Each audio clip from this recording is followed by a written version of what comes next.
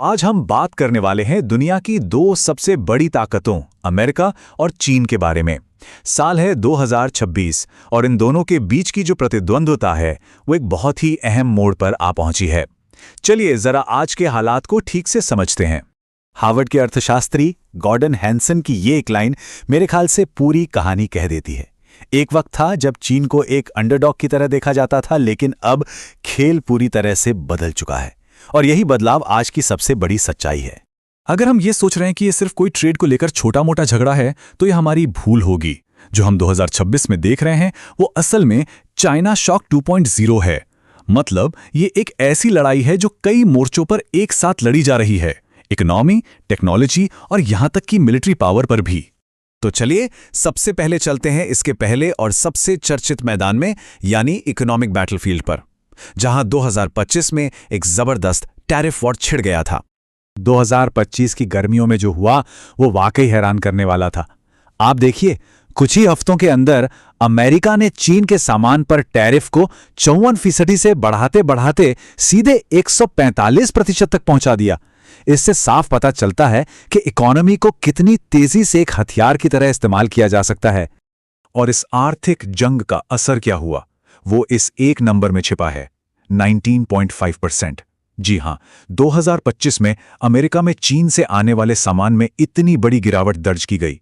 ये सिर्फ एक आंकड़ा नहीं है, ये टूटी हुई सप्लाई चेन्स और बंद होते कारोबार की कहानी कहता है। लेकिन रुकिए, ये लड़ाई सिर्फ पैसों और सामान तक ही सीमित नहीं है। असल में इससे भी बड़ी जंग एक और मोर्चे पर लड़ी जा रही है, और वो है भविष्य की टेक्नोलॉजी पर कब्जा करने की दौड़। इस दौड़ के बिल्कुल सेंटर में है चीन का एक बहुत ही महत्वाकांक्षी प्लान, मेड इन चाइना 2025। देखिए, ये सिर्फ सामान बनाने का प्लान नहीं है। इसका असली मकसद है चीन को एआई, रोबोटिक्स और सेमीकंडक्टर्स जैसी फ्यूचर टेक्नोलॉजी में दुनिया का बॉस बनाना। और सच कहूं तो यही अमेरिका की सबसे बड़ी चिंताओं में से एक है।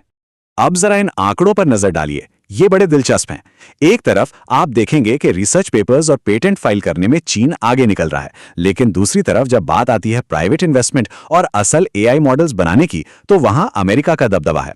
मतलब साफ है, दोनों ही देश इस रेस को जीतने के लिए अलग अलग रास्ते अपना रहे हैं। और पता है, इस पूरी टेक्नोलॉजी की रेस की नींव क्या है? वो हैं ये छोटे छोटे दिमाग, जिन्हें हम सेमीकंडक्टर्स या चिप्स कहते हैं। आपके स्मार्टफोन से लेकर दुनिया के सबसे ताकतवर मिसाइल सिस्टम तक आज हर चीज इन्हीं पर चलती है। और अमेरिका ने चीन की इसी दुखती रग को पकड़ लिया है। इसे चिप चोक पॉइंट स्ट्रैटेजी कहते हैं। मतलब चिप की सप्लाई को ही रोक दो। अमेरिका ने बहुत सख्त नियम बना दिए हैं ताकि चीन को सबसे एडवांस्ड चिप्स और उन्हें बनाने की टेक्नोलॉजी मिल ही ना सके।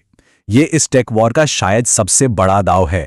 और जब ट्रेड और टेक्नोलॉजी की ये जंग इतनी तेज हो जाती है तो वो हमें तीसरे और शायद सबसे खतरनाक मोर्चे पे ले आती है, और वो है ताइवान।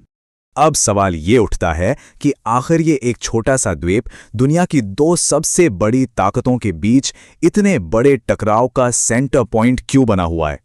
देखिए, इसका जवाब एक नहीं बल्कि कई वजहों में छिपा है। पहला, सेमीकंडक्टर्स। दुनिया के सबसे एडवांस्ड चिप्स का बड़ा हिस्सा यहीं बनता है। दूसरा, इसकी मिलिट्री लोकेशन। ये चीन को रोकने की अमेरिकी स्ट्रैटेजी में एक अहम कड़ी है। और तीसरा, दुनिया का 1/3 से ज्यादा समुद्री व्यापार पास के साउथ चाइना सी से होकर गुजरता है।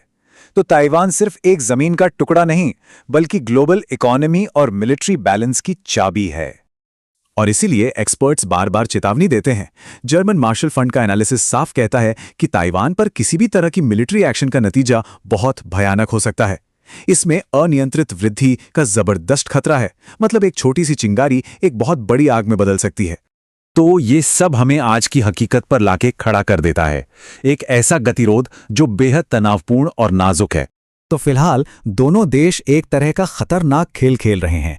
एक तरफ ताइवान के आसपास मिलिट्री प्रेशर बनाया जा रहा है, इकोनॉमिक प्रतिबंध लगाए जा रहे हैं, तो वहीं दूसरी तरफ पर्दे के पीछे बातचीत और डिप्लोमेसी भी जारी है ताकि सिचुएशन कंट्रोल से बाहर ना हो जाए। और हां, डिप्लोमेसी काम करती भी है। मई 2025 में जब टैरिफ वॉर अपने पीक पर था, तब भी दोनों देश तनाव कम करने के लिए एक समझौते पर राजी हो गए थे। यह दिखाता है कि चाहे कितना भी तनाव हो, बातचीत की गुंजाइश हमेशा बनी रहती है। तो सबसे जरूरी बात जो समझने वाली है वो ये है कि मौजूदा हालात कोई खुला युद्ध नहीं है।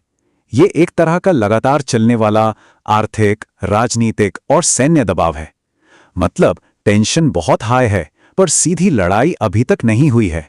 तो अब सबसे बड़ा सवाल ये है कि ये रिश्ता यहां से किस ओर जाएगा? क्या ये दोनों ताकतें एक नए कोल्ड वॉर की तरफ बढ़ रही हैं, या फिर किसी तरह साथ मिलकर एक साझा भविष्य बनाने का रास्ता निकाल लेंगी? सच तो ये है कि पूरी दुनिया इसी सवाल का जवाब जानने का इंतजार कर रही है।